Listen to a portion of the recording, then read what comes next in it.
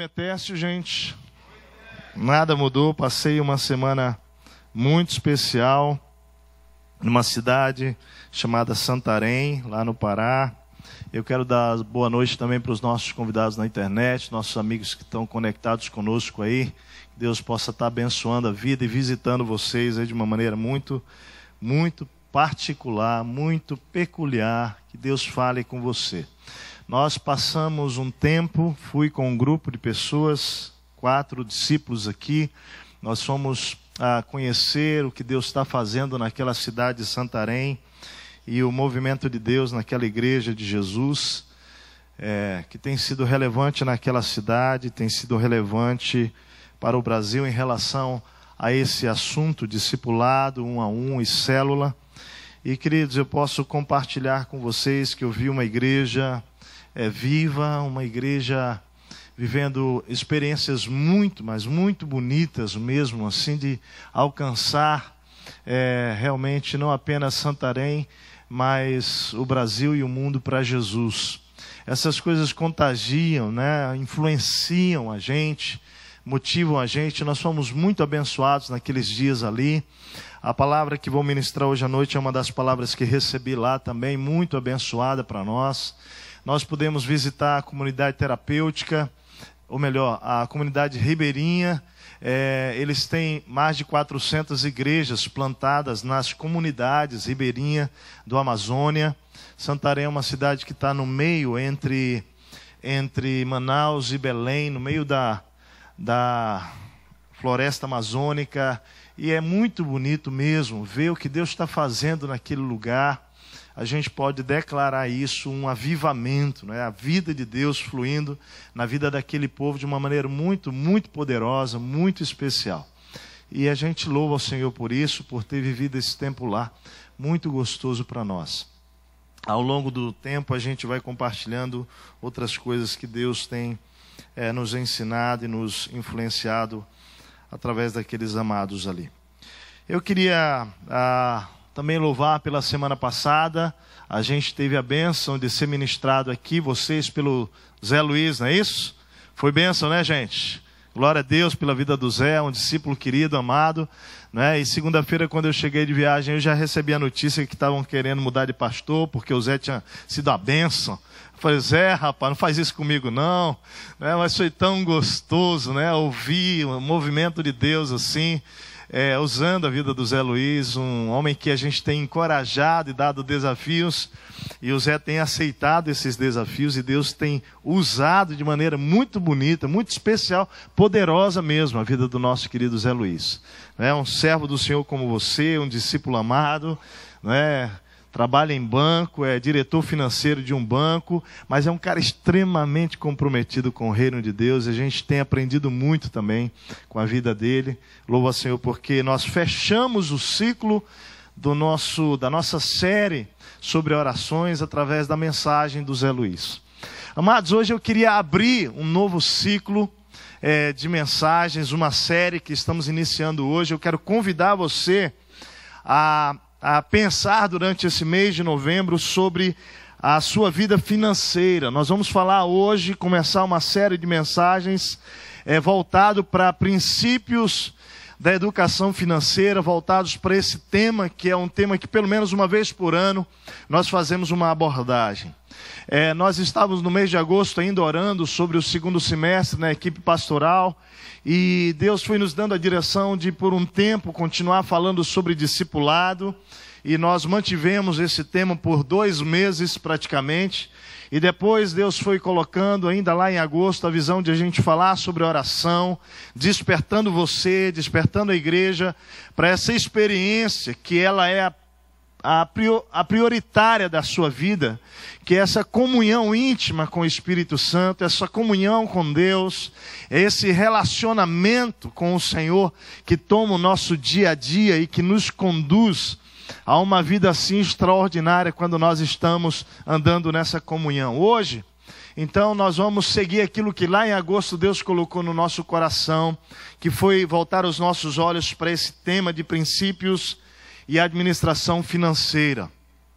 Eu queria colocar nesse primeiro momento algumas razões que lá em agosto Deus colocou no nosso coração para focar nesse tema de finanças, não é dinheiro. Além de que a Bíblia faz uma abordagem muito, mas muito ampla sobre isso.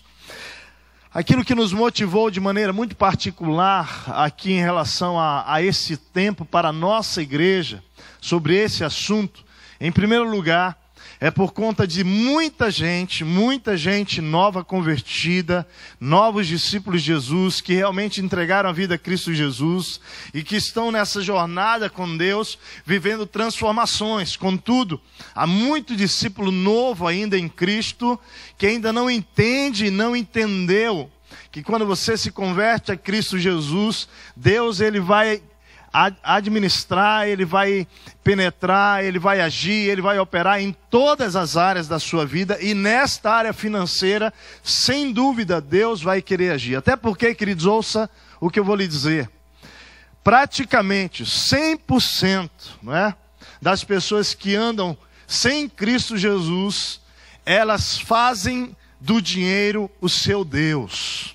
E quando elas se convertem a Cristo Jesus, elas precisam ser transformadas nessa experiência, porque Jesus vai dizer claramente que nós não podemos servir a dois senhores. Ou nós vamos amar um e odiar o outro, queridos. Não há como você amar os dois. E Jesus falando sobre isso, ele está abordando o amor ao dinheiro, ao Deus Mamon, fazendo do dinheiro o nosso próprio Deus. Então eu gostaria que nessa noite, você que está nessa jornada com Jesus, pudesse ouvir qual é a perspectiva da vida de um discípulo de Jesus no que diz respeito ao dinheiro, ao princípio da administração financeira. Segundo motivo que nos traz a pensar sobre isso nesse mês de novembro, é que o grande percentual de pessoas, ouça bem, o grande percentual de pessoas, discípulos antigos de Jesus, que ainda não são comprometidos com Deus, no seu dízimo, nas suas ofertas, que Deus não tem liberdade, Deus não trabalha na sua vida, você não deixa Ele tocar na sua vida financeira, ainda é grande na nossa igreja. Para você entender, nós temos um número de aproximadamente 30% apenas do nosso povo, da nossa igreja, que é dizimista fiel. Não é que entendeu a bênção, realmente de já devolver aquilo que pertence ao Senhor. Então, amado, Deus vai falar com você. Você que é um membro antigo de igreja, você que conhece a palavra, você que conhece o princípio, mas que não deixa Cristo reinar nessa área financeira da sua vida, eu espero, em nome de Jesus, que Deus liberte você dessa prisão, porque é uma prisão terrível. Em terceiro lugar, nós vamos ministrar sobre esse assunto, porque nós queremos oferecer, e aqui para mim está o principal motivo. Nós queremos oferecer para você razões para que você possa abraçar esse privilégio e experimentar a bênção de ter uma vida generosa, a bênção de ter uma vida liberal, a bênção de você não ser servo do dinheiro, mas você usar o dinheiro para glorificar a Deus. Nós, amados, quando a gente aprende esse princípio, é algo extraordinário. E em quarto lugar, com toda a nossa integridade, querido, nós temos vivido vários desafios como igreja. Hoje, no final deste culto, eu quero preparar você para um movimento que nós vamos começar hoje até dezembro, de ofertar em relação à nossa Ilha das Flores, ao nosso projeto lá na Ilha das Flores. Nós temos um projeto educacional e de igreja acontecendo aqui do nosso lado, e você já viu vários vídeos, várias situações em que o nosso prédio lá na ilha está passando e precisa de reestrutura. Agora deixa eu falar uma coisa para você. O foco nosso não é o prédio. O foco nosso são as famílias, as pessoas que nós estamos ministrando ali na ilha. Cada criança que de 8, 9, 10, 11 anos sequer sabe ler lá na ilha, e que nós estamos levantando um projeto educacional de alfabetização para aquelas famílias e de acompanhamento e pastoreio de todas as famílias daquelas crianças ali. Amados, nós precisamos investir ali naquela estrutura para que o projeto continue avançando.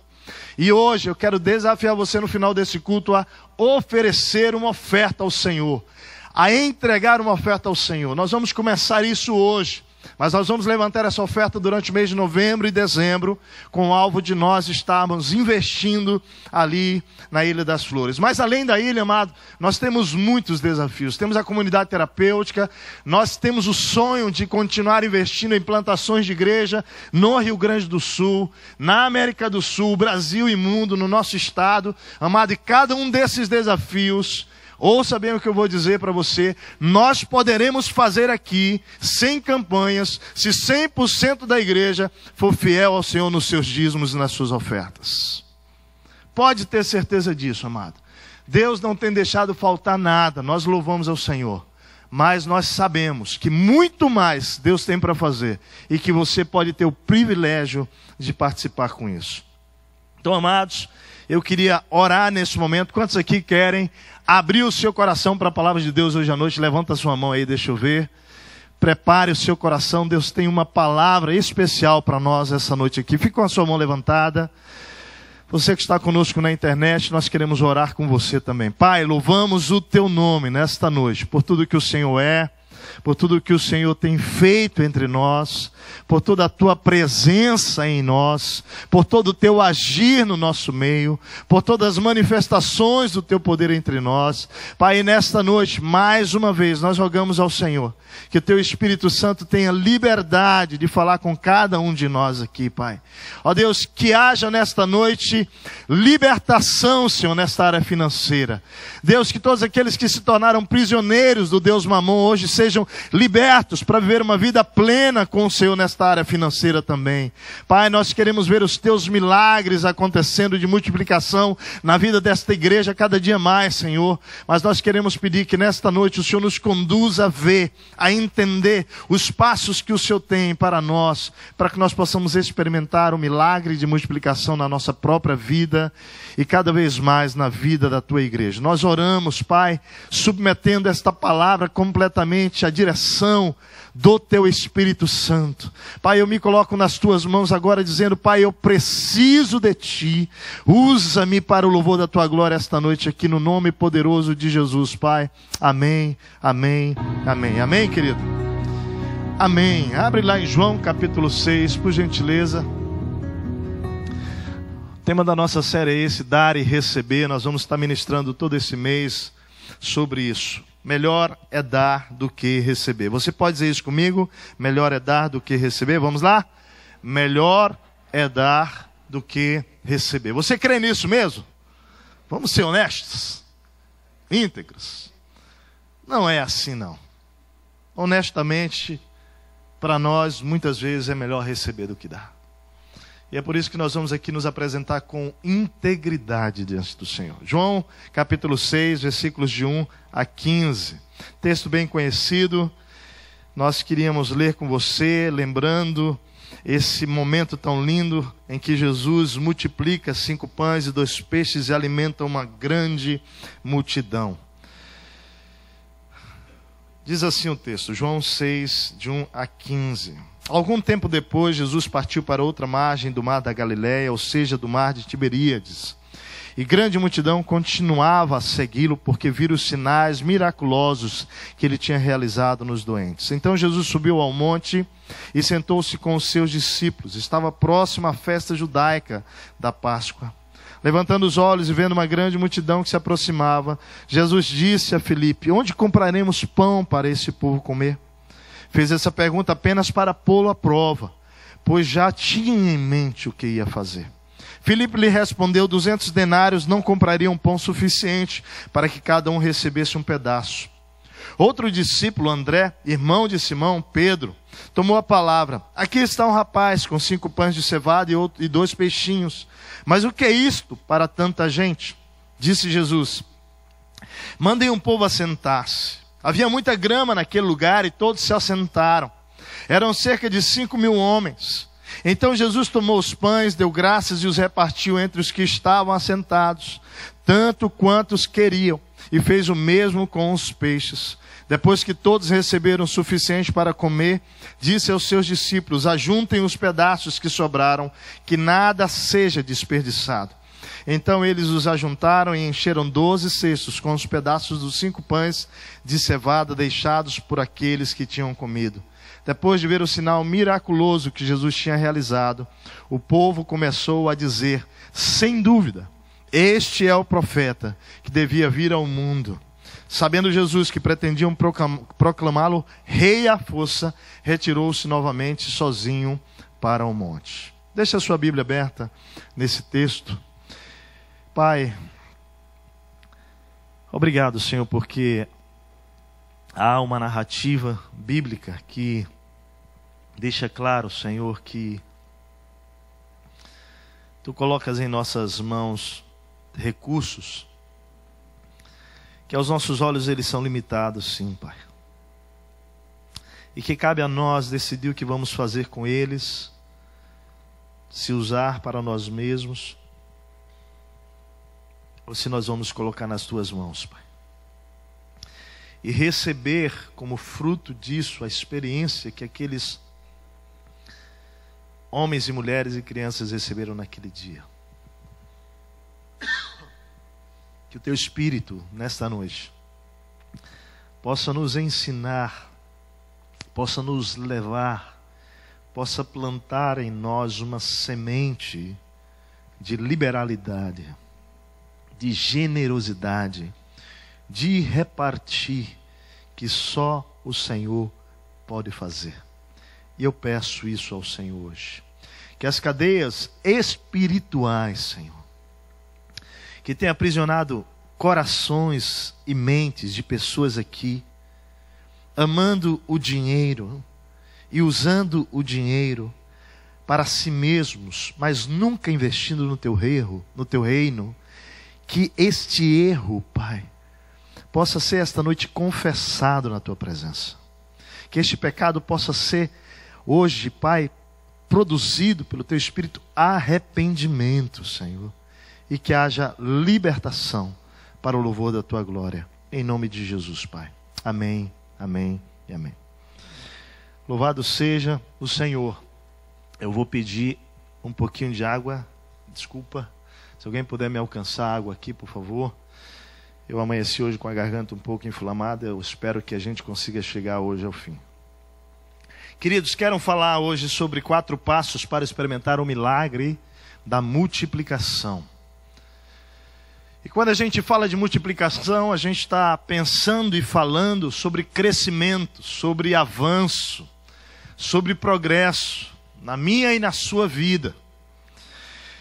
É interessante porque esse texto começa Jesus chamando os seus discípulos para saírem do contexto ministerial que eles estão, e irem para um lugar ermo, deserto, porque eles não tinham tido tempo nem sequer para comer.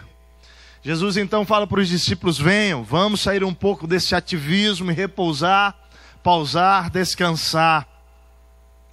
Aí nós percebemos que Jesus quer se retirar um pouco e ele vai atravessar o mar da Galileia, o lago de Genezaré, por 2 razões, presta atenção. A primeira razão, obrigado Michelzinho, a primeira razão é porque eles estavam cansados de fato, estavam precisando descansar. Alguém aí já se sentiu cansado ou está cansado hoje? Levanta a mão aí, deixa eu ver aí, né? Amém, glória a Deus para os que não se sentiram cansados. De vez em quando eu me sinto esgotadaço. Mas a segunda razão era que Jesus precisava se refazer do golpe emocional que ele havia passado pela decapitação do seu primo João Batista, que havia sido decapitado por ordem de Herodes, não é? Amando lá por trás mesmo da sua mulher Herodias. E ele, como sendo Deus, 100% Deus, mas 100% homem, Jesus precisava se recompor emocionalmente, porque ele havia sentido pela morte do seu primo João Batista. A Bíblia diz que era próximo da Páscoa. A multidão ficou sabendo que Jesus estava indo para o outro lado da Mar da Galileia, e a multidão então dá a volta. Quando Jesus chega lá no lugar onde ele iria pausar e descansar, a multidão está esperando Jesus ali. O plano de Jesus se refazer, de descansar, de pausar é alterado. Jesus muda a sua agenda. Jesus vai alterar o seu plano pessoal, o seu compromisso de descanso. E a Bíblia diz então que ele começa a ensinar, ele começa a pregar, ele começa a curar, a libertar ali. E já no cair da tarde, querido, a Bíblia diz que Jesus então observa aquelas mulheres, o texto diz 5.000 homens, porque no contexto judaico a referência era o homem.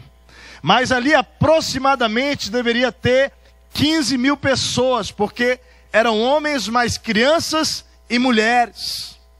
Então era uma grande multidão, queridos, que estava ali. E Jesus começa a observar que eles estavam com fome. Os homens, as mulheres, as crianças. E aí ele chama um dos discípulos, Filipe, e ele faz uma pergunta para Filipe. A Bíblia diz que ele já tinha em mente o que ele ia fazer, mas ele chama lá Filipe e pergunta para Filipe: Filipe, onde nós vamos comprar pão para dar de comer a toda essa multidão? Eu queria chamar a sua atenção em primeiro lugar para a resposta de Filipe. Porque a resposta de Filipe é a seguinte: ainda que nós tivéssemos 200 denários, que é na verdade o valor equivalente a 200 dias de trabalho. Ok? Ainda que nós tivéssemos 200 denários aqui, ainda não seria suficiente para alimentar essa multidão. Então a resposta de Filipe a Jesus é uma resposta lógica, é uma resposta óbvia, é na verdade uma resposta pessimista. Jesus, olha aí, nem com 200 denários vai dar certo esse negócio. É mais ou menos assim, é melhor despedir o povo, não vai funcionar. E aí, queridos, a Bíblia diz que o outro discípulo, André, chega e aí ele traz uma boa notícia para Jesus. Ele vem com um rapaz, um moço, e diz: olha aqui, esse moço tem 5 pães e 2 peixes. Mas ao mesmo tempo que ele traz essa referência, ele traz aí essa outra sugestão, André já vem com um posicionamento também racional e limitado, porque ele apresenta o rapaz com 5 pães e 2 peixes, né? E aí é interessante porque aqui era pães de cevada. O texto faz referência, sabe por quê? Porque lá na Palestina, o pão de cevada era o pão dos pobres. Ele traz o pão dos pobres, os 5 pães de cevada, os 2 peixes, mas ele já fala para Jesus assim: olha aí, esse jovem aqui tem 5 pães e 2 peixinhos. Eu fico pensando, não sei se era peixinho mesmo, era peixão, mas o cara foi tão assim que não vai adiantar, né? É peixinho, tem 2 peixinhos. Olha para a multidão aí. Eu acho que é muito mais força de expressão. E aí sabe o que ele vai dizer? Na sua visão lógica e limitada, ele diz: Jesus, o que é isso para tanta gente?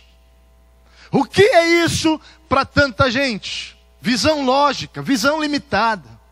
Queridos, nesse início de introdução aqui, nessa introdução aqui, eu queria dizer para você que há momentos na vida em que você não pode viver, você não pode agir, você não pode decidir apenas com base na lógica, com base na razão, querido, porque a lógica é a mãe do pessimismo. Há momentos em que não adianta você passar o dia e a noite fazendo continhas e ouvindo o diabo dizer: não vai dar, cara. Olha aí, não vai dar, você está vendo? Não vai dar, não vai dar. E o diabo fica lá dizendo: não vai dar. Amado, sabe qual é o grande problema de muitos discípulos de Jesus? Talvez muitos deles estejam aqui hoje à noite ouvindo isso na internet. É que em relação à vida financeira, quando a gente vai falar sobre esse assunto, sobre essa área da vida, que a propósito é a área que todo dia eu e você temos que tomar decisões, certo ou não? Todo dia, está presente na sua e na minha vida. E por isso hoje eu faço questão de tomar a liberdade de dizer coisas que serão muito, mas muito, muito importantes de vocês ouvirem. Porque o que eu tenho visto de pessoas prisioneiras do dinheiro e levando banho do diabo nessa área, ainda que seja discípulo há muito e muito tempo, é muita gente. é muita gente. Meu amado, em nome de Jesus, hoje o Senhor vai te libertar dessa prisão aqui. Você precisa viver uma vida livre nessa área.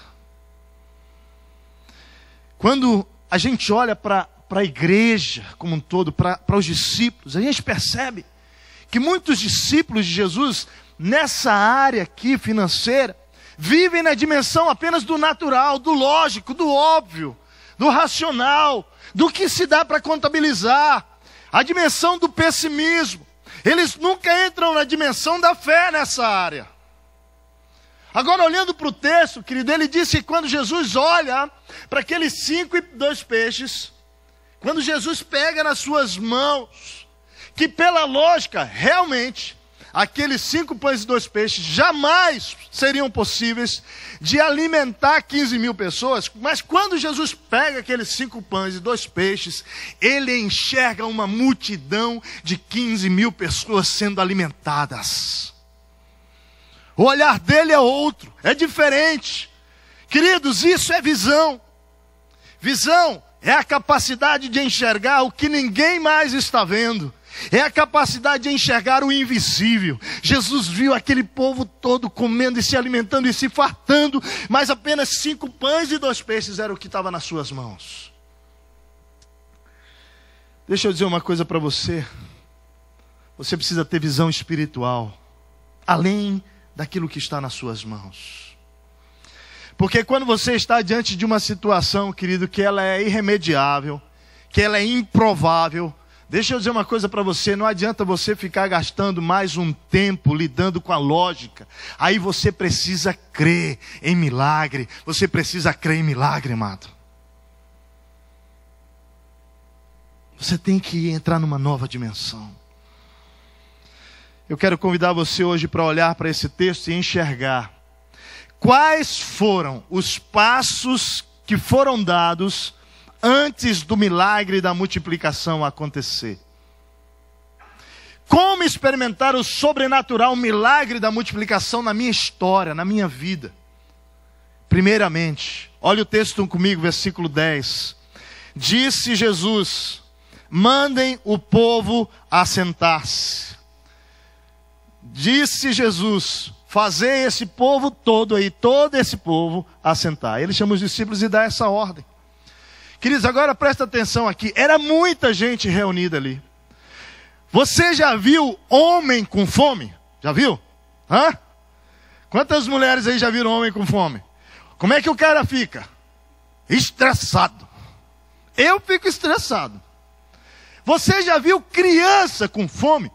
Ela começa a se agitar, ela começa a ficar nervosa, a criança começa a ficar... Gente, então presta atenção, porque esse era o contexto daquela multidão, era final de tarde, eles estavam com fome, havia uma multidão estressada, em movimento, agitada, e Jesus então dá o primeiro comando, a primeira orientação e providência de Jesus, sabe qual é?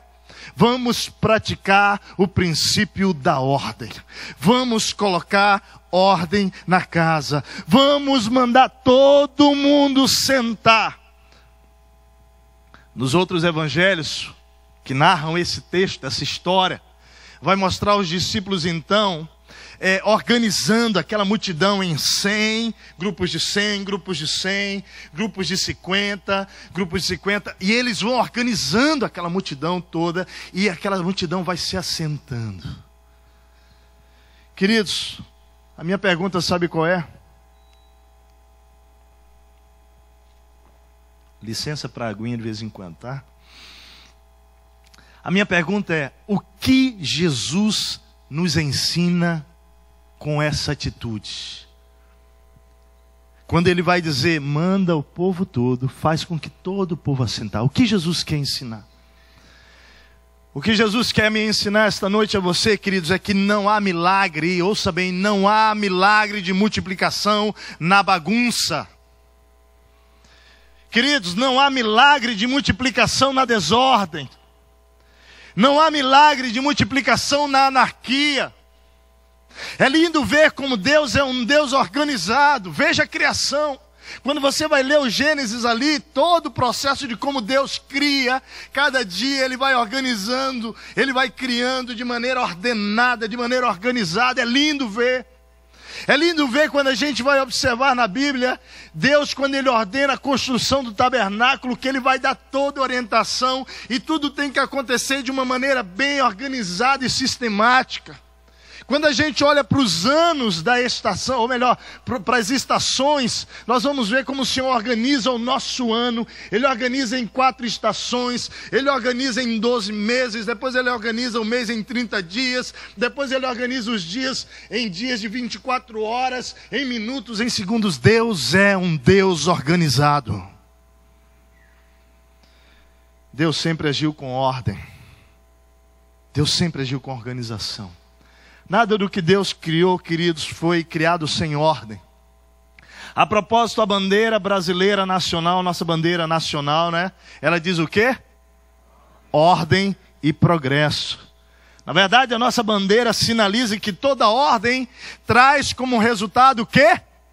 Progresso. Talvez seja por isso que o Brasil ainda esteja em pregresso, né? É muita desordem. Essa é a primeira lição para quem deseja experimentar o milagre da multiplicação. Põe em ordem o que está desorganizado. Põe em ordem o que está desorganizado na sua vida, querido. Põe em ordem o que está desorganizado no seu casamento, no seu ministério, na igreja. Põe em ordem o que está desorganizado na sua empresa, porque não há milagre de multiplicação na desordem, na indisciplina, querido, na bagunça. Não há na anarquia. Você lembra de Elias lá no livro dos Reis, quando vai contar Jesus pedindo para que Deus se manifeste e faça um milagre ali no meio daquele confronto com os profetas de Baal lá e de Aserá. É interessante naquele contexto, porque Elias, melhor dizendo, ele primeiro tem que pegar o altar e ele tem que fazer o quê?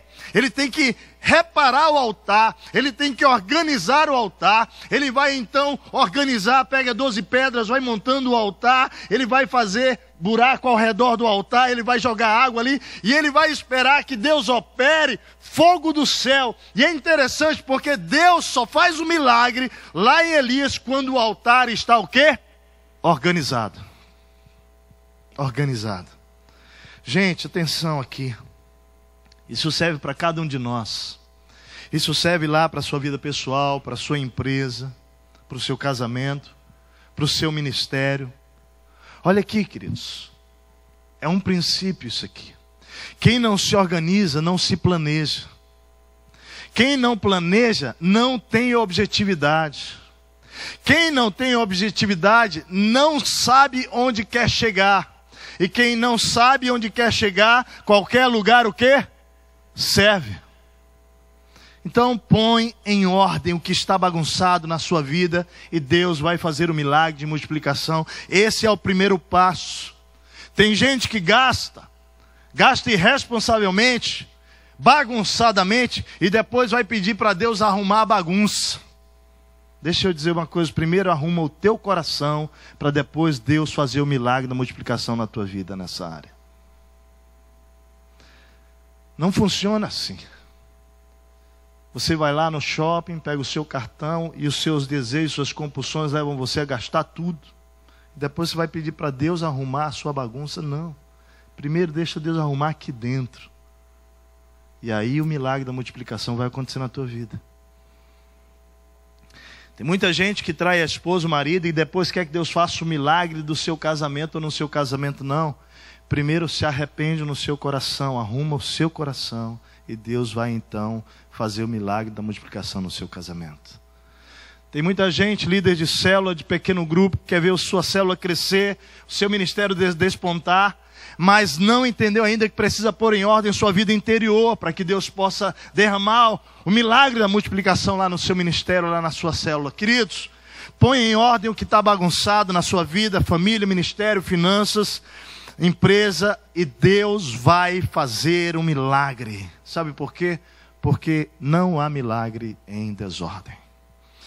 Por isso Jesus disse primeiro, põe essa multidão toda para sentar. Segundo passo, olha lá, versículo 11. O texto diz assim: então Jesus tomou os pães. Então Jesus tomou os pães. O segundo princípio aqui é que, se eu quero experimentar um milagre de multiplicação, eu preciso colocar o que eu tenho nas mãos certas. Então, amado, coloque o que você tem nas mãos de Jesus, que você vai experimentar um milagre. A gente pode explicar isso de uma maneira simples. Por exemplo, uma bola de futebol, queridos, nos pés de alguns amados aqui não vai custar, não vai valer nada, certo ou não? Mas uma bola de futebol nos pés do Neymar vale milhões e milhões de dólares. Uma raquete, querido, de tênis nas mãos de muitos de nós aqui não vale nada, mas nas mãos de Federer vale muito, muito e muito mesmo milhões, muitos milhões. Uma bola de basquete nas minhas mãos, então, não vale nada. Nada. Eu acho que de todos os esportes foi o único que, não saiu nada. Né? Mas nas mãos de Michael Jordan, valeu milhões e milhões e milhões. Presta atenção, o princípio aqui é o mesmo. 5 pães e 2 peixes nas mãos de André, que foi quem trouxe aqueles pães e peixes para Jesus, não valiam nada. Mas nas mãos de Jesus podia ser suficiente, foi para alimentar 15 mil pessoas, meu amado. Há um segredo aqui. Há um princípio aqui. Talvez você chegou aqui dizendo que tudo que eu tenho nas minhas mãos é 5 pães e 2 peixes. O que você tem que fazer, querido? O que você tem que fazer com isso? Colocar nas mãos de Jesus. O princípio é simples, mas poderoso. Nas mãos de Jesus, aqueles mesmos 5 pães e 2 peixes se tornam alimentos para uma multidão inteira, fartura. Nas mãos de André, nada. Olha o que ele disse: aqui está um rapaz com 5 pães de cevada e 2 peixinhos. Mas o que é isto para tanta gente? Mas o que é isto para tanta gente? Mas nas mãos de Jesus foi completamente diferente. Meus amados, talvez você diga: eu não sou um doutor, não é? Eu não tenho pedigree nenhum, eu não tenho nenhum sobrenome de origem nobre, eu não tenho QI, né? Quem indica? Eu não tenho nada, na verdade eu não tenho nem 5 pães e 2 peixinhos.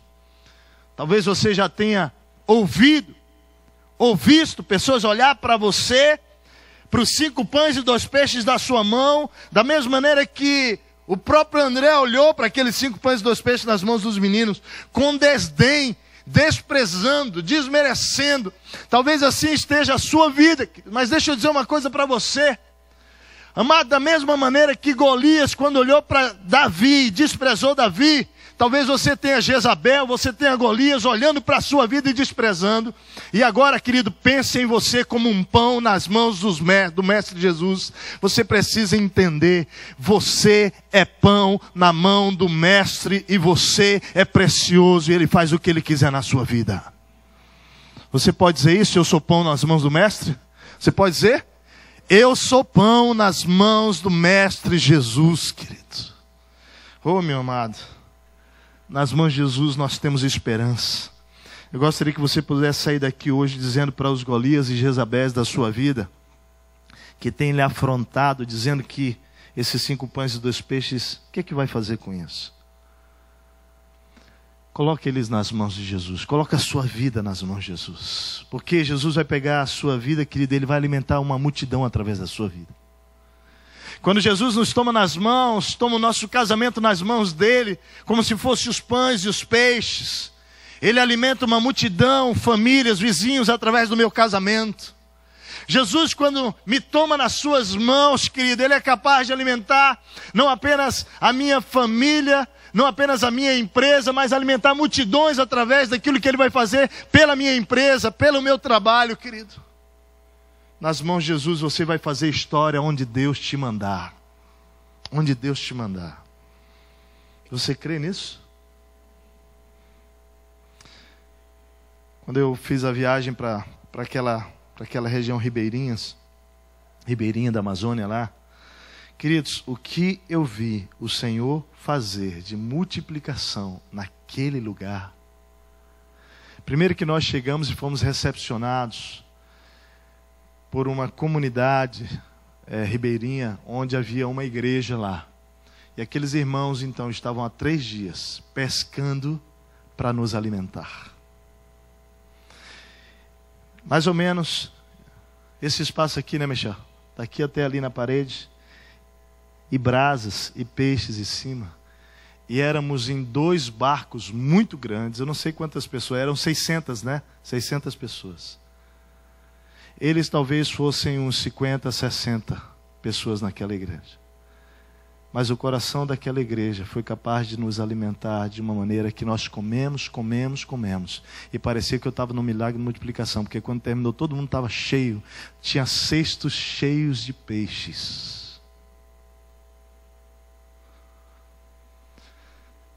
Sabe por quê? Porque nas mãos de Jesus, nós alimentamos multidões.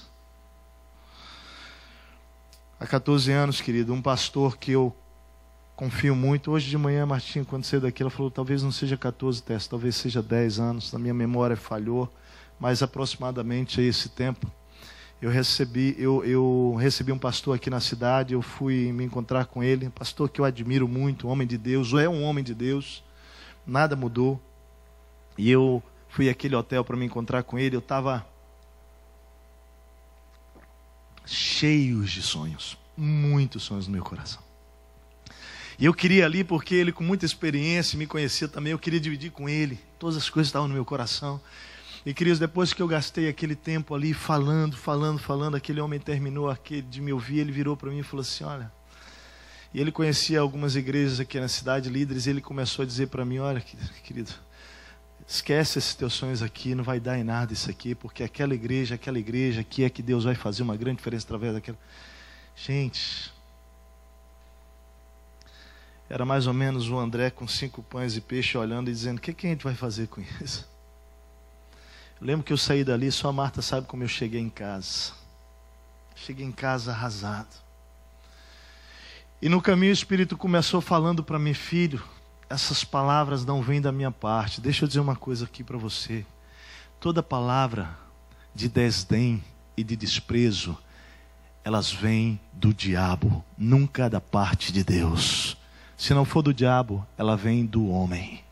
Mas Deus não vai usar palavras de desprezo. O Senhor falou no meu coração, essas palavras não vêm de mim, meu filho. Não recebe.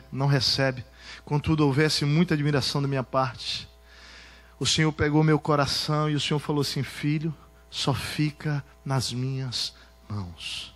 Só fica nas minhas mãos. Filho, não sai das minhas mãos. Querido, deixa eu dizer uma coisa para você. Naquele dia o diabo queria pegar todos aqueles sonhos que Deus estava semeando no meu coração e queria enterrá-los. Eu precisava tomar uma resolução e a melhor coisa que eu fiz na minha vida foi me entregar nas mãos do Mestre.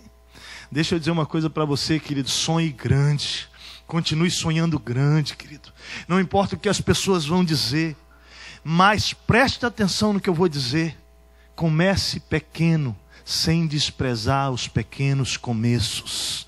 Seja humilde e entregue esses sonhos nas mãos daquele que pode multiplicar para a glória de Deus. Sabe qual é o segredo? Não sair das mãos do Mestre. Porque o que representa nada nas nossas mãos, nas mãos de Jesus, é o suficiente para alimentar uma multidão, uma cidade, uma nação. Alimentar, querido, todo um contexto que nós nem imaginamos quando nós colocamos nas mãos do Mestre. Você e eu somos como pão nas mãos de Jesus e Ele vai multiplicar através da sua vida. Você crê? O segredo então é não sair das mãos do Mestre. Terceiro passo. Quando a gente quer viver esse milagre da multiplicação, olha o versículo 11, que lindo isso. A Bíblia diz que Jesus, tomando os pães, Ele deu o quê? graças, ele agradece ao Pai. E esse é o terceiro passo, querido. Seja agradecido pelos 5 pães e pelos 2 peixes que estão nas suas mãos. Veja que Jesus pega os 5 pães e 2 peixes e ele não reclama, mas ao contrário, ele vai levantar e ele vai dar graças ao Pai por aqueles 5 pães e 2 peixes. Queridos, é muito fácil, ouça bem o que eu vou lhe dizer, é muito fácil você agradecer quando você precisa de 50 mil e você tem 500 mil. É muito fácil você agradecer, querido, quando você precisa lá de 1.000 e você tem 5 mil. Mas Jesus está diante de um cenário oposto aqui. O contexto é outro. São 15 mil pessoas precisando ser alimentadas e na mesa Jesus tem o quê? 5 pães e 2 peixes. Como é difícil agradecer quando você tem menos do que você precisa. Quando você precisa de 700 e você só tem 70, como é difícil agradecer. Como é difícil agradecer quando você precisa de 70, mas você só tem 7, amados. Me lembrei quando estava meditando nisso, ouvindo isso, alguns momentos da minha história. Quando eu fui para o seminário, eu estava no 4º ano de faculdade, de economia, e eu tranquei minha faculdade, cheguei em casa, meu pai ficou desesperado, eu um guri de 22 anos, falei, o que vai fazer da vida? Pai, eu vou parar a faculdade agora, eu vou fazer faculdade de teologia. Meu pai, meu Deus do céu, meu pai era pastor, e ele orava por mim desde o meu nascimento, quando eu quase morri lá no nascimento lá. Mas ele ficou preocupado comigo e ele logo conversou comigo. Filho, para onde você vai? Meu pai era diretor administrativo da Faculdade Teológica em Brasília. Então ele falou, filho, fica por aqui, faz a faculdade por aqui. Eu falei, não, pai, não. E Deus estava usando todo um cenário para dizer que ele me queria em Curitiba. E aí eu comecei a explicar para o meu pai aquela história. E graças a Deus que eu fui para Curitiba, né, gente? Louvado e bendito seja o Senhor. Porque foi lá que eu conheci a minha amada. Um dos propósitos de Deus era conhecer a Martinha lá, no 3º ano de faculdade de teologia. Ela chegou para fazer teologia também. Foi glória a Deus. Ainda bem que eu ouvi o Espírito. Gente, e aí eu chamo meu pai para conversa e o pai fala, filho, olha, eu não vou ter condição de lhe sustentar. Eu não tenho. Minha irmã, a caçula, tinha saído para estudar em Recife. Meus pais estavam bancando minha irmã em Recife. Eu falei, filho, eu não consigo, eu não tenho condição. Falei, pai, tudo bem. Meu pai tentou me convencer a ficar em Brasília, mas eu fui orando. Falei, pai, mas Deus está me dando sinais. E Deus tinha me dado confirmações que era para eu ir mesmo para um outro lugar, e definitivamente Curitiba. E eu falei para o pai, fica tranquilo. Eu comecei a orar, eu trabalhava, eu tinha saído do Bradesco, estava trabalhando na área financeira da minha própria faculdade. Um daqueles milagres tão interessantes que Deus foi fazendo na minha vida. Eu ganhava mais do que no Bradesco, eu ganhava a bolsa 100% lá na área financeira da faculdade. Era uma bênção. E Deus me manda largar tudo e ir para fazer faculdade em Curitiba. Eu chego lá no meu chefe, falo com ele, e ele diz, rapaz, eu nunca despedi, não faça acordo, a gente não faz. 22 anos trabalhando aqui, nunca fizemos. E aí, queridos, eu falei para ele, quando ele falou, nunca fizemos, mas foi assim claro na hora. A palavra veio no meu coração e dizendo assim, olha, para Deus nada é impossível. Aquilo que para o homem é impossível, para Deus nada é. E queridos, aquilo ficou no meu coração, passou um tempo, eu fui para o intercâmbio, e no intercâmbio eu tive um sonho. Estava lá em Cuiabá e sonhei que eu chegava no meu trabalho, entrava, ia mexer nas minhas coisas lá, organizar, e aí o meu chefe depois chegava, entrava, dava um oi para a gente, depois ele entrava na sala, depois de um tempo saía da sala e me chamava para conversar, e me perguntava se eu queria ser demitido. Eu sonhei com isso. Falei, meu Deus do céu. Falei, será que isso é revelação do Senhor, de coisas que vão acontecer e tal? E aí eu cheguei de Cuiabá e me preparei para aquele encontro com o meu chefe. E eu fiz exatamente no sonho, como no sonho. Eu cheguei, eu fiz as coisas que eu vi no sonho. Fui lá, sabe? Fiquei no lugar onde eu estava no sonho, tudo direitinho. Daqui a pouco o cara chega e entra. E quando ele entra, ele cumprimenta como ele cumprimentou no sonho. Eu falei, meu Deus, já é um pedacinho do sonho. Aconteceu, o cara entra na sala dele. Daqui a pouco ele sai da sala e me chama. Teste, por favor, vem aqui. Gente, eu fiquei todo arrepiado mesmo, assim. Deus está fazendo uma coisa aqui. Sentei na mesa com ele. Ele falou assim, olha, você saiu 5 horas da tarde, sexta-feira. Eu tinha saído 1 hora antes, por conta da viagem lá para Cuiabá. E depois que você saiu, chegou um memorando da diretoria dizendo que o nosso setor está ocioso e que eu posso transferir para um outro setor ou posso demitir. 22 anos, isso nunca aconteceu aqui, é a primeira vez. Deixa eu te dizer, você ainda quer ser demitido? Você pensa num cara querendo ser demitido rindo assim, feliz da vida. Eu estava feliz da vida, eu saí para o departamento pessoal para assinar minha demissão, o cara do departamento pessoal não entendia nada. Eu rindo para os postes, né? Deus estava fazendo o impossível. Pude receber minha rescisão, fui para Curitiba para estudar, fazer minha faculdade teológica. Estava lá, queridos, meu dinheiro deu para 90 dias só. 90 dias, o dinheiro acabou. Umas moedinhas, eu fui no mercado e comprei 3 pães. Não deu para comprar manteiga, margarina, nada. Ovo, queijo, nada, era pão seco. Gente, eu me lembro como se fosse hoje. Me ajoelhei na minha mesinha com os 3 pães. Eu comecei a louvar. Deus, obrigado, Pai. Obrigado por esses pães, Senhor. Louvado seja, bendito seja. O Senhor me sustentou 90 dias aqui, Pai. O Senhor tem sido fiel. Gente, eu agradecia e chorava, louvando a Deus, porque Deus estava me sustentando com aqueles 3 pães naquele dia. Oh, eu comi os 3 pães, sem saber o que vem amanhã. Deus do céu, bem devagarinho para não acabar. Quando termina, batem na porta. Teste uma carta para você. Quando eu pego a carta, olha, era um nome de uma irmã da igreja, que eu conhecia, mas não tinha intimidade.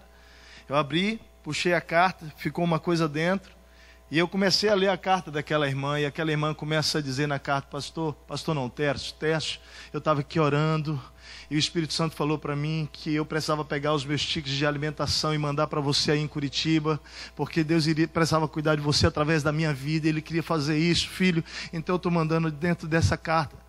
Queridos, eu comecei a chorar. Quando eu abri aquela carta, estava lá os tickets de alimentação, 22 dias, né? Para mim. Deus cuidando. Deixa eu falar uma coisa para você. Há um princípio poderoso aqui. No processo do milagre da multiplicação, você vai precisar aprender a agradecer quando você tem menos do que você precisa. O princípio é o seguinte: o milagre da multiplicação acontece quando eu sou grato, quando eu louvo a Deus, quando eu bendigo ao Senhor, no momento em que há menos do que eu preciso. Foi o contexto mesmo que eu estava ali. Foi tão lindo, porque o processo foi desenrolando na minha vida depois de algum tempo, usando aquele ticket, fazendo ali o que eu podia, acaba tudo.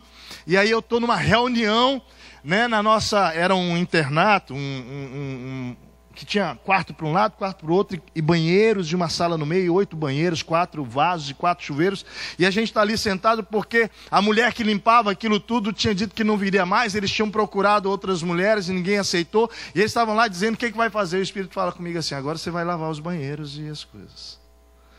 Eu falei: mesmo, Senhor? Mas Deus, é isso. Mas Deus, eu lá em casa eu lavava a da minha família, mas aqui de macho, pois é. Aí eu fui lavar os banheiros, porque agora Deus ia multiplicar de outra maneira. Era usando a minha humildade, era me amassando. Eu fui lavar por 6 meses aqueles 8 banheiros, corredor para um lado, corredor para o outro, 2 vezes por semana. Eu varria, passava pano, passava cera, sabe aquela enceradeirona grandona? Passava, ia lavar os banheiros, e os calouros, e eu calouro, e os outros chegavam: aí, calouro, sabe limpar nem uma pia? E o Espírito falava: fica quieto, eu estou amassando você. Eu estou destruindo o seu ego, filho, para que eu possa aparecer na sua vida. Nossa, cada dia quando eu ia limpar aqueles vasos, eu vou dizer para você, eu fiz como quem fez para o Senhor. Eu fiz o melhor. Quando terminava aqueles vasos, eu olhava assim: rapaz, está brilhando, esse negócio está demais, Deus, está demais. Quase vomitava algumas vezes. Mas eu estava ali. Deus estava trabalhando na minha história. Depois eu recebi o convite do pastor Domingos para ser seminarista dele, fui para lá. E aí eu falei para ele: eu posso ficar trabalhando meio período com você, porque o outro meio período eu quero lavar os banheiros. Aí era 90 de lá e 90 daqui, Deus foi multiplicando assim. Queridos, gratidão. Tratar com dignidade tudo aquilo que está nas suas mãos. tratar com honra. Deus vai fazer multiplicar. Quando eu olho para Paulo escrevendo lá aos Filipenses capítulo 4, versículo 12, eu acho que isso aqui é um princípio para a minha vida e para a vida de todos nós. Ele diz assim, ó, sei o que é passar por necessidade e sei o que é ter fartura. Aprendi o segredo de viver contente em toda e qualquer situação, seja bem alimentado, seja com fome, tendo muito ou passando necessidade. Tudo posso naquele que me fortalece. Você precisa aprender que não há milagre, ouça bem, de multiplicação na murmuração, queridos. Ah, mas foi naquele tempo que você lavou o banheiro? Não, queridos. Retiro Minha Vida Tem Jeito aqui, quando nós implantamos aqui, eu e Martinha, nós lavávamos os banheiros de todos aqueles retiros lá. Era gente. E se for preciso lavar aqui, eu vou lavar. Se limpar, eu vou lavar, porque tem dignidade em tudo que você faz, quando você faz para quem? Para o Senhor, querido. Não há milagre de multiplicação na reclamação, queridos. Não há milagre de multiplicação quando você pragueja sobre o pouco que você tem disponível. Jesus pega os 5 pães e 2 peixes e ele faz o quê, amados? O quê? Ele dá graças. Dá graças. Você pode hoje dar graças pelos 5 pães e 2 peixes que estão nas suas mãos? Você pode, querido. Quantos de nós estamos reclamando porque não podemos comprar o tênis da marca tal, né? Enquanto que lá na África, alguns lugares, o calçado deles é aquela garrafa PET, sabe, cortada no meio, um pé, outro pé, um elásticozinho prendendo os dedos. E a gente murmurando porque não tem o tênis que a gente quer. Quando a gente foi à África aqui, você está vendo esse par aqui, isso foi quando a gente foi a Moçambique. Uma foto que a Martinha tirou, um momento muito emocionante para ela. Quando nós distribuímos sandálias, e eram 2 irmãs. E sabe o que elas fizeram? Elas repartiram a sandália entre elas. Uma ficou com um pé e o outro ficou com o outro. Nunca tinham tido um chinelo na vida. E nós murmurando. Será que o Espírito tem algo para falar conosco nessa noite aqui? Queridos, enquanto muitos de nós estamos nos queixando porque não temos o sapatinho que combina com o vestidinho e não sei o quê. Tem gente aí que está louvando a Deus porque está vivo, porque não tem as pernas. Enquanto nós estamos reclamando, querido, porque a comida está fria, eu não quero essa comida estar fria. Tem gente na nossa cidade comendo a comida do lixo. Será que não está faltando a nós um coração grato, queridos? Deus não faz milagre diante de um coração ingrato. Um pastor foi à Amazônia, uma história real. E queridos, lá naquela comunidade ribeirinha, muito pobre, eles estavam fazendo culto. E então um menino, sem camisa, de short, está ali naquele culto, chega para o pastor e fala: pastor, eu quero cantar. E o pastor olha para ele e fala assim: vai lá, põe uma camiseta lá e vem, se canta. O guri foi e sentou. Passou um tempinho, ele foi lá no pastor de novo: ô pastor, deixa eu cantar, pastor. Aí o pastor fala: vai lá, põe a camiseta. Só põe. O garoto vai, sai triste, senta de novo. Não se conforma, volta lá no pastor e fala: pastor, eu quero cantar, pastor, deixa eu cantar, pastor. Aí o pastor: filho, eu já falei, põe uma camisa e você vem e canta. Pastor, baixa aqui. O pastor baixou. Eu só tenho esse short, pastor. Eu não tenho uma camiseta.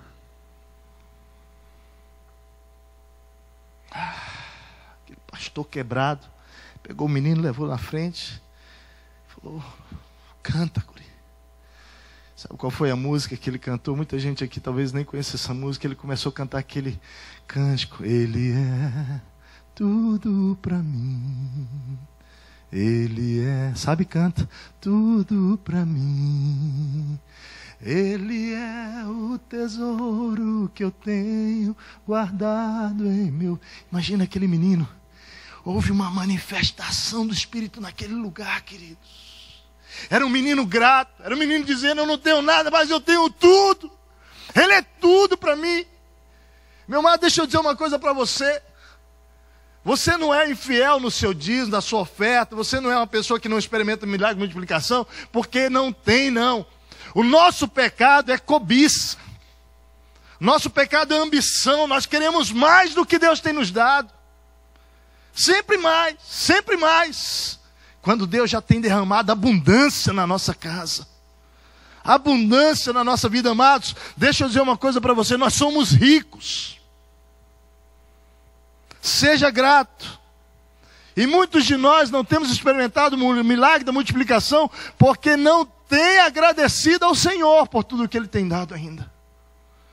Ensina o seu filho a ser grato. Seja grato. Você só vai ensinar se você for, pai. Queridos, no dia em que nós agradecemos pelo que temos e pararmos de reclamar pelo que nós não temos, o céu vai se abrir e a multiplicação vai acontecer na minha casa. Paulo e Silas é uma história tão linda. Atos capítulo 16, do versículo 16 em diante. Leia lá em casa depois. É uma história fantástica, porque eles estão, Paulo e Silas, lá na cidade de Filipos, pregando o evangelho. Eles estão anunciando o amor de Cristo. E a Bíblia diz que tem uma mulher lá que era uma escrava, uma jovem, escrava do diabo e escrava dos senhores. Por quê? Porque haviam senhores que ganhavam dinheiro à custa daquela menina, aquela jovem endemoniada, que ficava na praça adivinhando, fazendo adivinhações possessa pelo demônio. Mentiras, enganos. E eles usavam aquela menina para ganhar dinheiro. E a Bíblia diz que quando aqueles homens começam a pregar na cidade de Filipe, aquela mulher começa a seguir, na verdade o demônio, né? E começa a dizer, olha, são filhos do Deus Altíssimo, temos que tirar eles daqui. Eles começam a denunciar Paulo e Silas.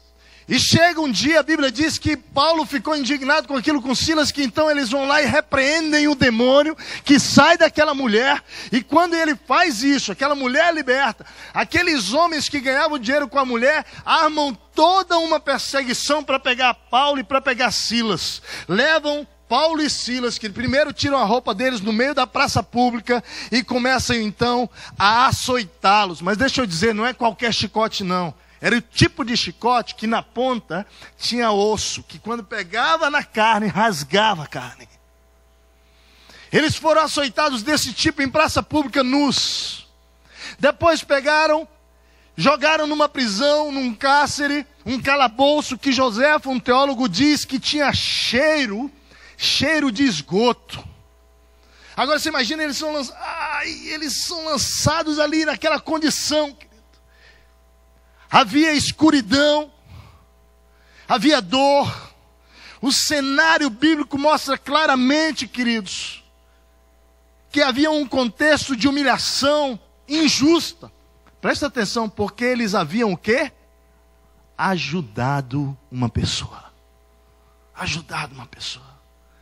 E eles passam por tudo isso, querido, desconforto, dor, castigo. Mas a Bíblia diz que eles foram lançados, prenderam eles nos troncos. E era noite, presta atenção, querido, meia-noite chega.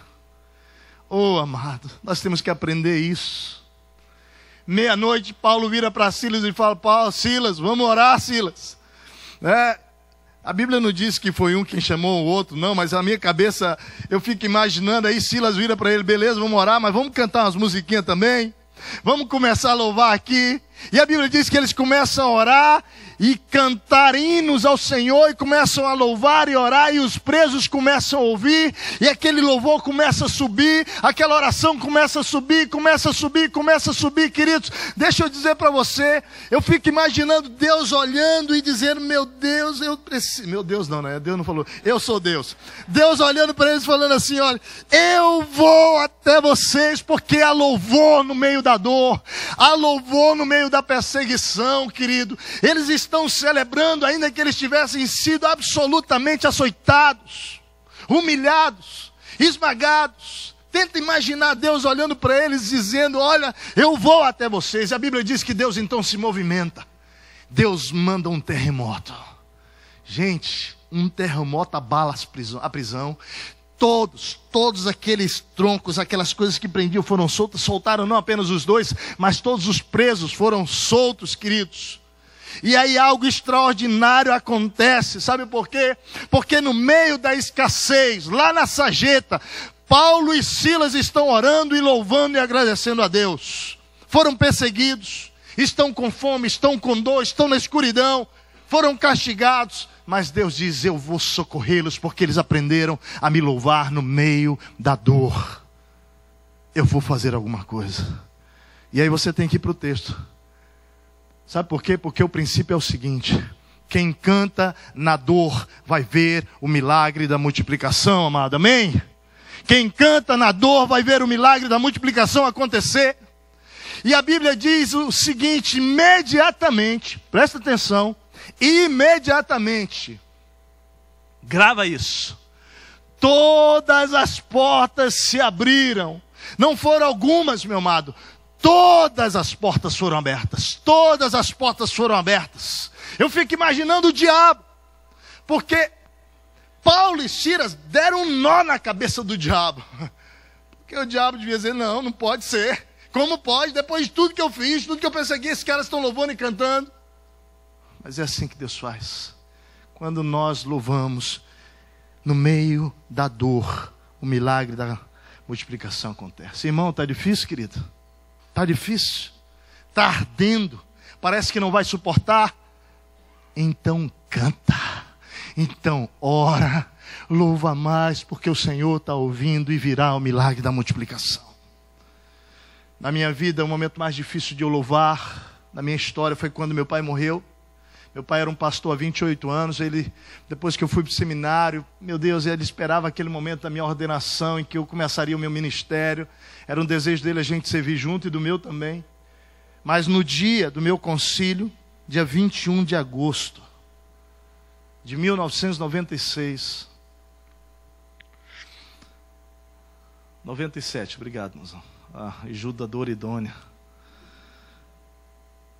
A Marta recebe uma ligação 5h30 da manhã que meu pai havia sofrido um acidente de carro e falecido. Ele estava voltando da casa do pai dele para Brasília, pegar a minha mãe e vir até o meu aniversário, que seria 3 dias depois, e já ficar, porque dia 12 de setembro era o culto onde ele iria impor as mãos sobre mim, me consagrando. Queridos, quando terminou o concílio, no meio do concílio eu contava um pouco da história do meu pai. Obrigado, Camila. Eu contava um pouco da minha jornada com ele e tal, e eu falava empolgado sobre o meu pai, né? E o povo começava a chorar, eu já contei isso aqui. Eu falei: rapaz, eu estou arrebentando, hein? É que todo mundo já sabia que o papai estava morto naquela hora. Quando termina o concílio, fui aprovado, para a glória de Deus, me chamam numa sala e me contam. Me contam do acidente, me contam a notícia de que o papai do céu havia partido, levado meu pai para a glória. Meu pai havia partido. Eu dei um grito.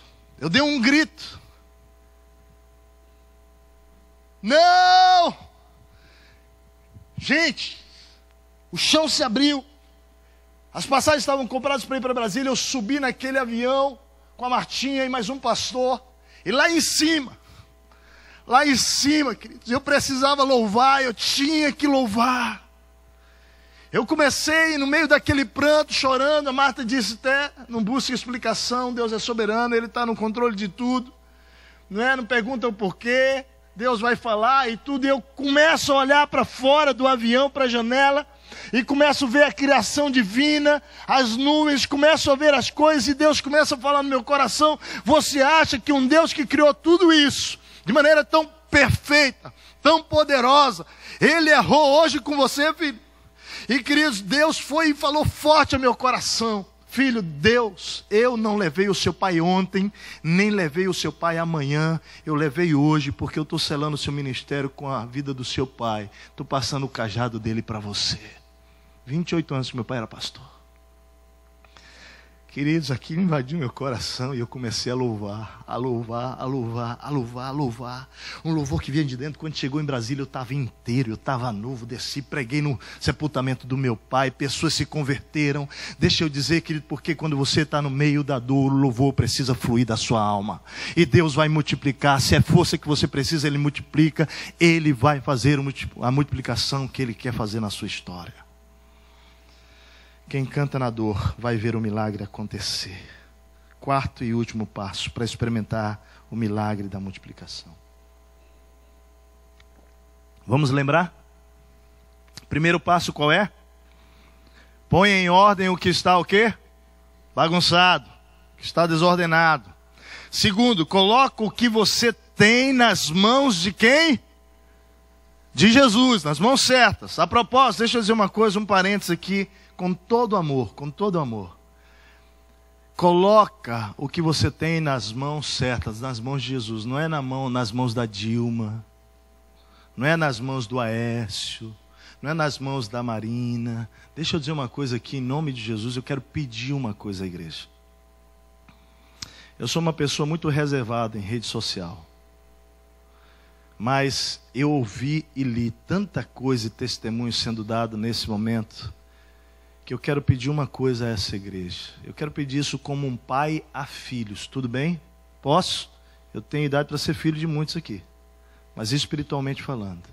Por favor, a sua identidade principal, ela é de discípulo de Jesus, é de sacerdote. A Bíblia diz que nós somos uma nação de sacerdotes, povo santo.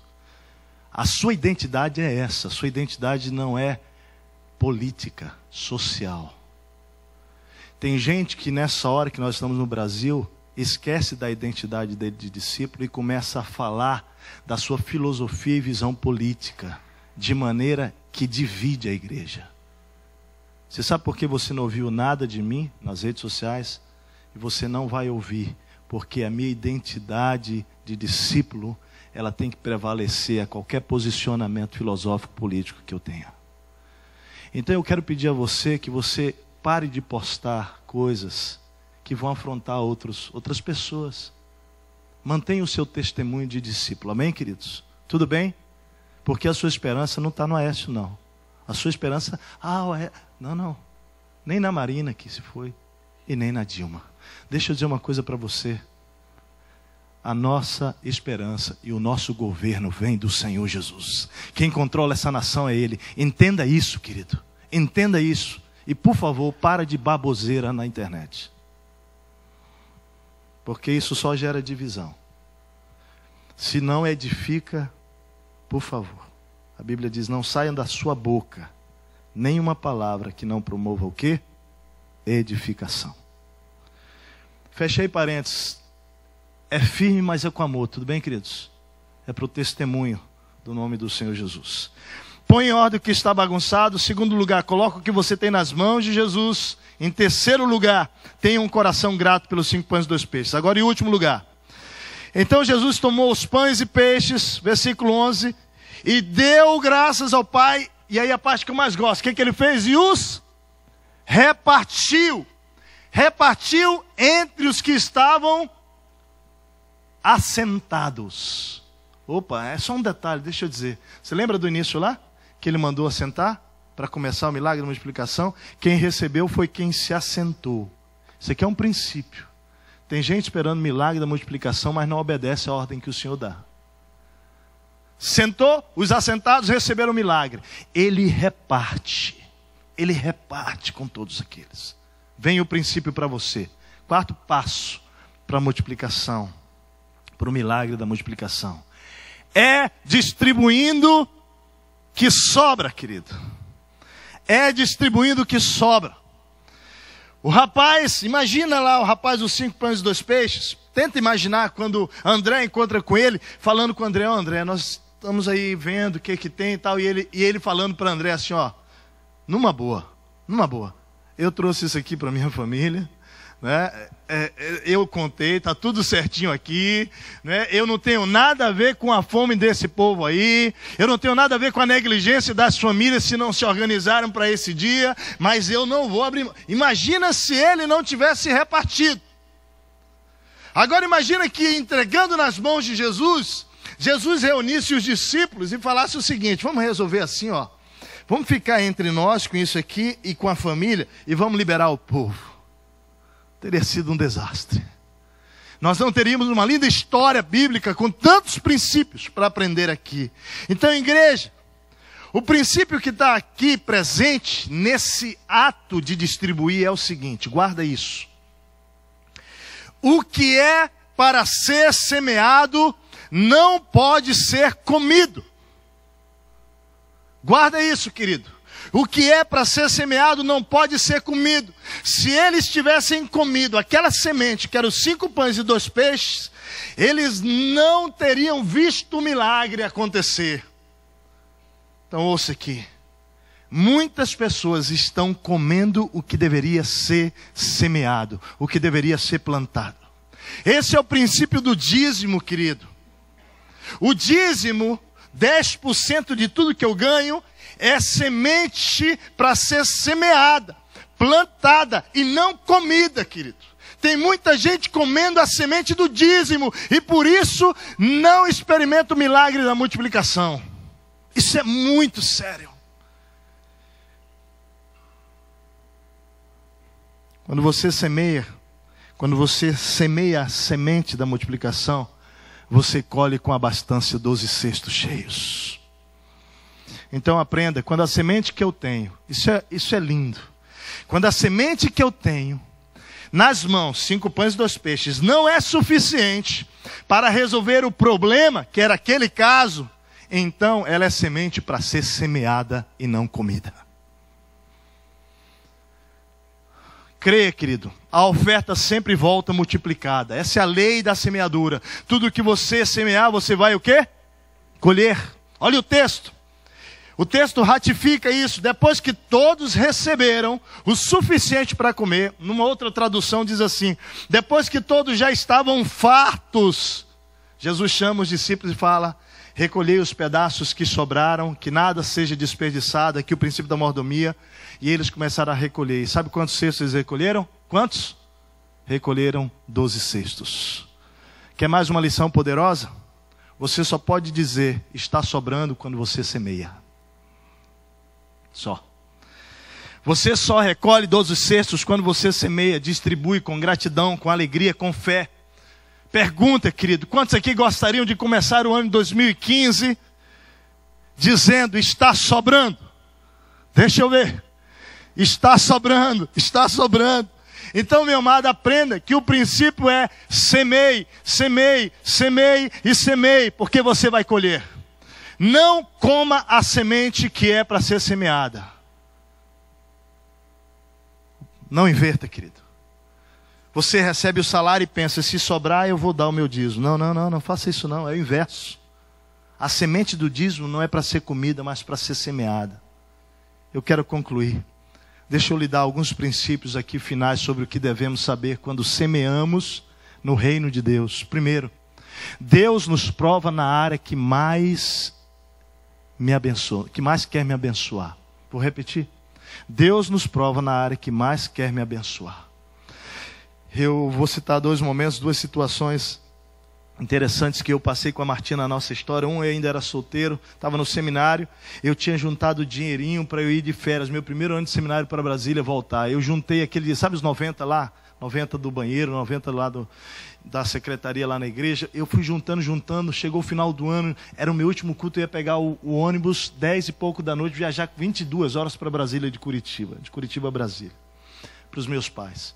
Eu estava com todo o dinheiro lá comigo, feliz da vida, tinha todos os planos e projetos do que eu ia fazer em Brasília naquelas férias com aquele dinheirinho. Quando na hora dos dízimos e ofertas o Espírito Santo fala para mim assim, ó, não é só o dízimo, eu quero tudo que está com você aí. Eu falei, mas Deus, os banheiros, Deus, eu lavei os banheiros, tudo.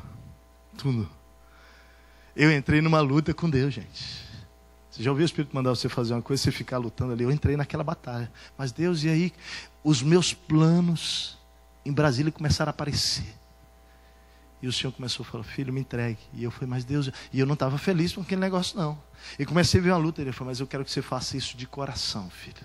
De coração. Porque a Bíblia diz o que Deus ama, o que dá com alegria. E, queridos, naquele contexto ali de oração, o Espírito começou a falar...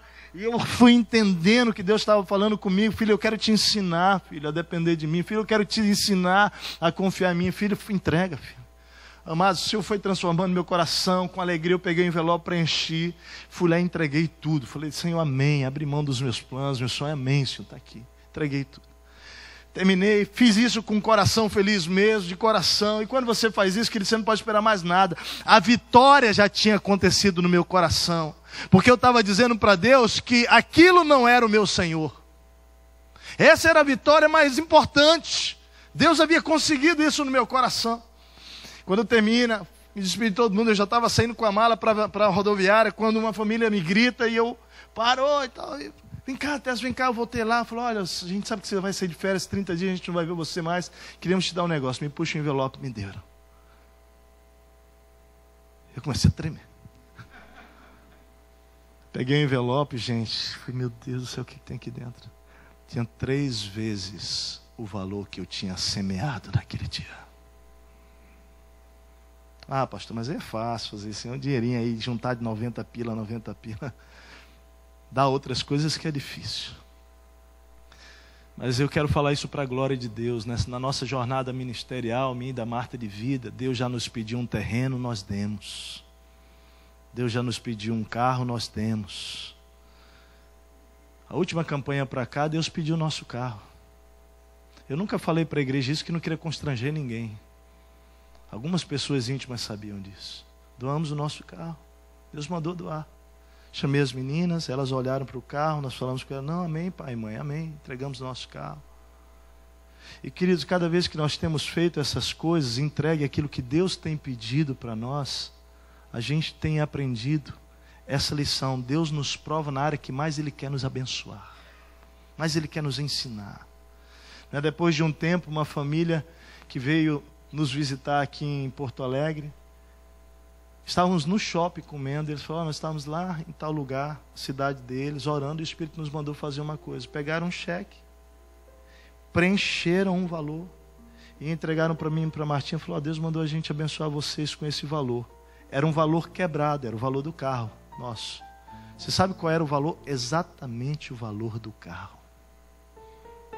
Deus cuidando, Deus querendo, Deus nos provando na área que Ele queria que a gente crescesse para mais nos abençoar.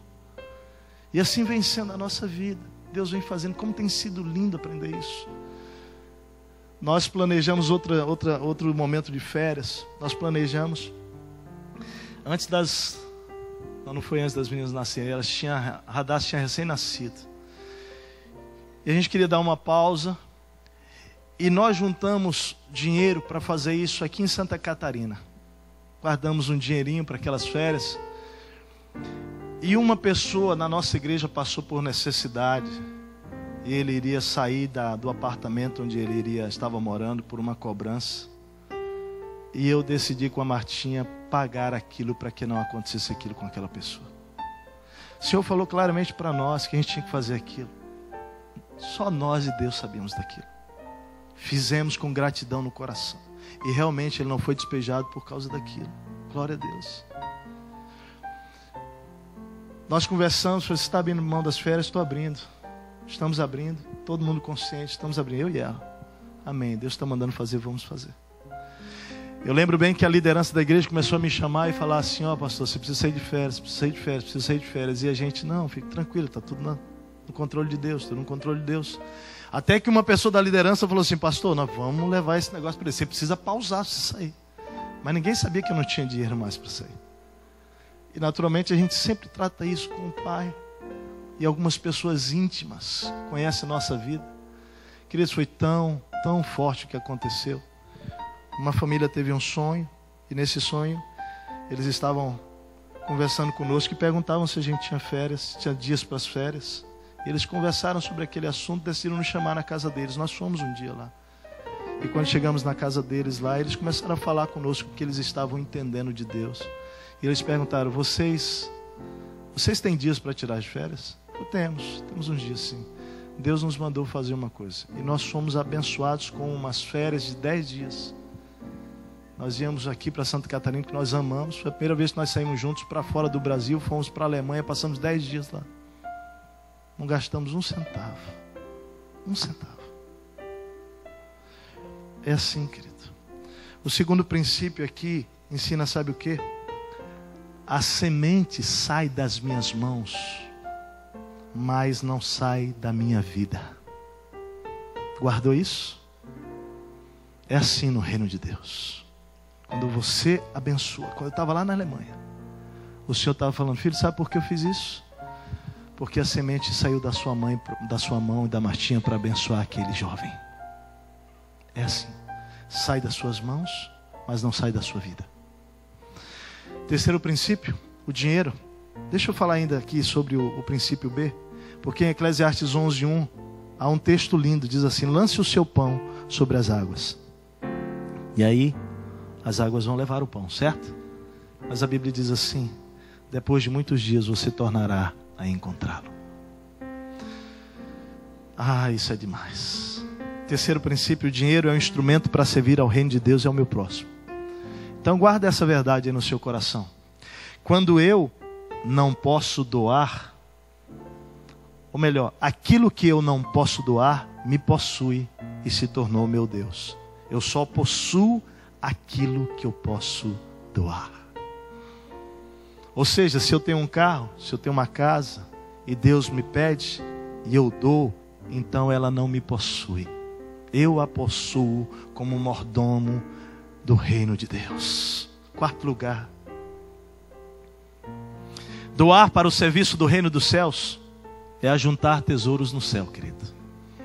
Quando você investe, quando você doa no reino de Deus, você está juntando tesouro no céu, onde nem a traça, nem a ferrugem podem comer. Deixa eu dizer, querido, não é aqui na terra que você tem que juntar tesouro. Tudo isso vai passar. Quinto e último lugar, quando Deus prova a nossa fé, é para nos levar para o sobrenatural. Ele quer dar uma experiência sobrenatural. Eu lembro que a gente, depois daquela oferta, ao invés de eu comprar um carro no mesmo valor, eu comprei um carro menor, um carro mais simples, uma Bravinha. Eu lembro que quando eu comprei aquele carrinho, o irmão da igreja chegou para mim: pastor, você vai casar com esse carro, pastor? Faça isso não. Nós estávamos satisfeitos, felizes com aquele carro nos servindo. Ficamos com ele um tempo, mais de um ano, quase 2 anos na verdade. E nós começamos a orar sobre trocar aquele carro, mas não tínhamos dinheiro. E aí nós fomos provados mais uma vez na nossa vida generosa de repartir. Porque um cara me encontra numa loja, uma pessoa, fala: pastor, você quer vender esse carro aí? Eu falei: vendo. Falei: por quanto? Eu falei tanto, o valor que eu tinha pago. Falei para ele: paguei isso, eu te vendo pelo mesmo valor. Fiz algumas coisas nele e tal. Ele falou: tá bom, eu vou pensar. Depois ele me liga e me faz a proposta. E a proposta, quando ele ligou para mim: pastor, eu compro, mas eu só tenho 5 mil. Era 15 mil. Eu falei: rapaz, eu do outro lado do telefone, cocei a cabeça: meu Deus, e agora? Aí ele falou: e eu te dou mais 10 mil parcelado em 10 mil, pastor. Eu desliguei o telefone, vou pensar, fui falar com a Martinha. Oh meu Deus, Martinha é tão generosa, apegada às coisas. Falou assim: mozão. E a gente sabia a situação daquele rapaz, porque ele estava grávido. Eles, né? Lá em casa eu falei assim: engravidei com a Martinha, né? Eles estavam grávidos e eles já tinham tido situações de acordar de noite, quase de madrugada, ter que ir para o hospital e não tinham carro. E aí Martinha falou: mozão, eu acho que a gente tem que servir, vamos fazer isso. Eu falei: mas mano, nós vamos andar como? De ônibus. Então vamos de ônibus. Topa, vamos. Então vamos abençoar. E abençoamos. Então liguei pro cara, pastor, vai fazer mesmo isso? Pô. Fizemos. Ficamos com 5 mil na mão. Ganhamos uma oferta de 5 mil, tínhamos 10 mil na mão. O que nós vamos fazer? Vamos orar. Eu queria comprar um outro carro de 22 mil reais, que era de uma vizinha. E aí um casal nos abençoou com 10 mil reais. Falou: deixa que eu receba aquele valor em 10 vezes. Queremos abençoar vocês. Fomos abençoados. Eu estava com 20 mil na mão agora. Vou à caça do carro. Aquele irmão que disse para mim: pastor, comprou uma Bravinha, vai casar com ele, sabe? Vai casar com ela. Ele sempre dizia para mim assim: pastor, quando comprar carro, liga para mim. Mas eu nunca liguei, porque eu não queria constranger aquele irmão. Mas naquele dia a gente estava orando e Deus falou assim: liga para ele. Eu falei: Deus, eu lutei com Deus, não quero ligar. Se eu vou comprar o carro, não, liga para ele. Fala sobre esse carro com ele. Eu liguei falando: cara, tudo bem e tal. Ô, pastor, tal, vendi a Bravinha. Pastor, isso é milagre. Isso é milagre. Ô, gente, foi tão legal. Ele falando comigo, falei: mas eu estou te ligando porque você sempre pede para eu te ligar. Eu nunca te liguei, vou te ligar. Eu já tinha comprado 2 ou 3 carros, não tinha ligado para ele. Tinha comprado outros antes. Aí ele falou para mim: pastor, esse carro é legal, que você quer comprar, mas não é esse carro aí não. Eu falei: você tem alguma sugestão? Tem. Aí ele deu 5 sugestões lá. Ó, tem esse. mas não é nenhum desses aí, nenhum desses. Eu falei, como nenhum desses? Não, pastor, você precisa de uma Tracker.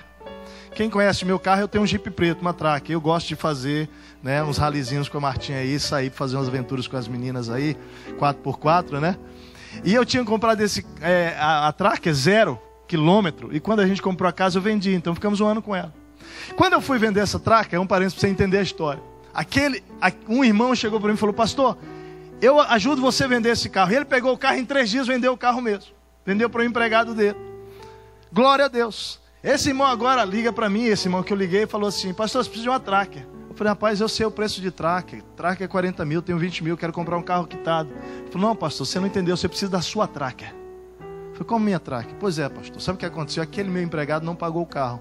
Eu peguei o carro, dei para os meus pais, e o carro está parado agora 8 meses. E eu querendo vender. Fiz um negócio, desfez o negócio. E quando desfez o negócio, eu perguntei, Deus, por que esse negócio não dá certo? E Deus falou comigo assim, pastor. Deus falou exatamente assim para mim. Porque esse carro é consagrado, esse carro é do pastor, devolve para ele. Aí ele falou, pastor, eu liguei num sábado. Ontem eu e minha esposa estávamos combinando para que hoje à noite vocês viessem aqui, que nós íamos fazer uma surpresa. Resultado, o carro que valia 40 mil, peguei os 20 mil e dei para ele e recebi a Tracker de volta. Que é essa que eu uso aí. Essa que eu estou usando, a gente cuida porque ela é carro consagrado do Senhor. Sabe qual é o princípio? É esse, querido. Quando Deus prova a nossa fé, como a gente vai andar de onde, vai andar como for, mas eu estou pedindo, dá para ele lá, dá para aquilo lá. Eles precisam.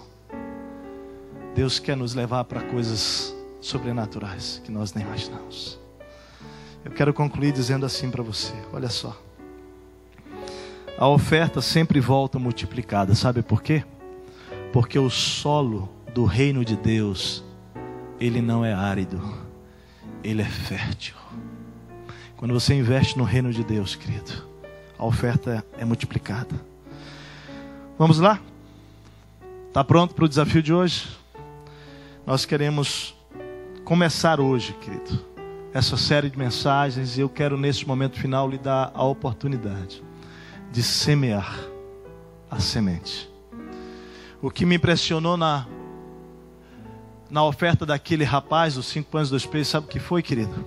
Que a oferta dele foi sacrificial. Ele entregou o que ele tinha em tempo de escassez. A oferta daquele jovem foi generosa. Ele pensou mais nos outros do que em si mesmo. E foi uma oferta de fé. Ele não sabia o que aconteceria depois que ele entregasse a oferta, nem como Jesus faria. Mas a lição que eu aprendo, queridos, é que ofertar é uma questão muito mais de crer do que de ter. Até porque a Bíblia diz que quem dá a semente é Deus, para aquele que quer semear. Lição final de tudo que estudamos hoje à noite é a seguinte: quando Deus pede uma semente sobrenatural aos meus olhos, Ele já tem preparado uma colheita de milagre, uma colheita também sobrenatural. A oferta daquele menino se transformou na história do milagre da multiplicação. Quantos aqui querem viver numa nova dimensão quanto à sua vida financeira? Levanta a mão aqui. Deus está nos chamando. O princípio é semeie, semeie, semeie. Dai e ser-vos-á o quê? Dado. Boa medida, recalcada, sacudida e transbordando para a glória de Deus. Feche os seus olhos. Nós vamos cantar uma canção, queridos. Uma canção de entrega, de oferta. E nesse momento, querido, eu quero convidar você para semear, abençoando a Ilha das Flores, abençoando aquelas famílias ali na ilha. Volto a dizer, coloca nas mãos do Senhor Jesus aquilo que você tem. 5 pães e 2 peixes, porque nas mãos de Jesus vale muito mais. Pai, nessa noite, nesse momento tão especial, Pai, em que nós estamos como igreja, nós queremos, Pai, ser uma igreja generosa, uma igreja liberal. Nós queremos ser uma igreja liberta, Senhor. Toda prisão do Deus Mamon, Senhor. Senhor, perdoa-nos, Pai. Perdoa-nos, Senhor, quantas e quantas vezes O Senhor já falou conosco sobre isso. E o nosso coração continua colocando em primeiro lugar o nosso próprio reino e não o teu reino, Senhor. Quantos de nós aqui, Pai, não tem experimentado o milagre da multiplicação porque não tem dado passos que precedem o milagre? Deus, eu peço que nessa noite, Pai, neste lugar aqui, sobre os nossos corações, haja um milagre do Senhor. Haja uma libertação do Senhor. Pai, eu não sei a situação que esses amados estão, mas eu rogo ao Senhor, Pai, que esse seja o momento oportuno para orar ao Senhor, para louvar ao Senhor em meio à dor, para semear em meio à dificuldade, para semear quando nós temos menos, Senhor. Pai, nós queremos crescer como igreja, nós queremos conhecer o Deus da provisão, nós queremos ser homens e mulheres, jovens, adultos, ó Pai, que vivem uma vida nessa área financeira livres para a glória do Teu nome. Nós pedimos ao Senhor, Pai, liberta-nos essa noite aqui no nome de Jesus, Pai. Coloca os nossos corações, Pai, no lugar certo, Senhor. Tira de nós ganância, tira de nós, Pai, cobiça, Senhor. Tira de nós desejos pessoais que nos impedem de investir no Teu reino, Senhor. E que a nossa igreja, Pai, possa ser uma igreja que amadurece, que cresce, que cada pessoa que aqui está possa conhecer de maneira pessoal e ter as suas histórias, lindas histórias. Eu sei que muitos aqui têm, mas Tu queres dar muito mais e Tu queres dar para aqueles que ainda não têm, Senhor. Nós pedimos, Espírito Santo, se manifesta no nosso meio.